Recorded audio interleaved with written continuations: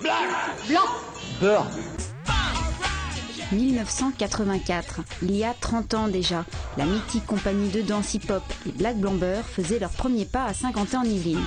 Territoire qui fut l'un des berceaux du genre en France, célèbre tout au long de l'année cet anniversaire au travers de différents rendez-vous.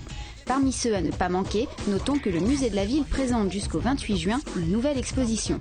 Baptisée Street Culture Sky, elle s'intéresse naturellement au hip-hop, mais plus largement aux cultures urbaines, skate, danse et graphe notamment. Cette culture-là est une culture importante sur le territoire, pas seulement à Saint-Quentin-en-Yvelines, mais c'est une culture qui est souvent pas assez reconnue et elle mérite qu'on en parle. Mais c'est aussi une culture qui a des valeurs vraiment propres, qui sont importantes et revendiquées à la fois de se débrouiller soi-même, mais aussi du respect de l'autre, de la valeur par la compétence et pas par ce qu'on est ou par la valeur sociale. C'est des choses qui sont très importantes pour les hip-hoppers et qu'on a voulu traduire dans cette exposition.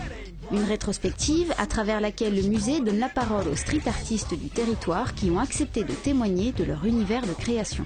Chacun a apporté son idée. En fait, moi j'ai travaillé surtout dans le groupe du skate, où on a partagé nos vidéos, beaucoup de clichés, les lieux où on aime bien se retrouver qu'on appelle des spots.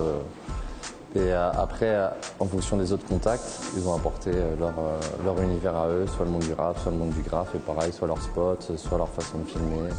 Objets, textes, vidéos et objets d'époque ponctuent la visite, une occasion de s'interroger sur l'évolution de ces cultures. Je pense que c'est quand même un petit peu plus accessible pour tous. Bon, il y en a beaucoup qui en vivent maintenant, je pense, que ce soit du graphe, de la danse ou autre, mais de pouvoir toucher à ce monde-là, un peu des cultures humaines qui était un petit peu, à l'époque, un peu ghetto.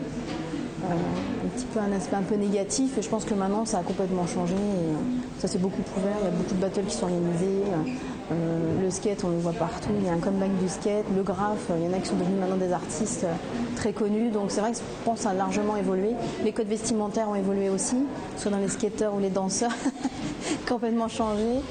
Pour s'initier à ces pratiques, 3 ateliers, pochoirs, graphe et glisse, animés par des professionnels, seront présentés de mars à avril.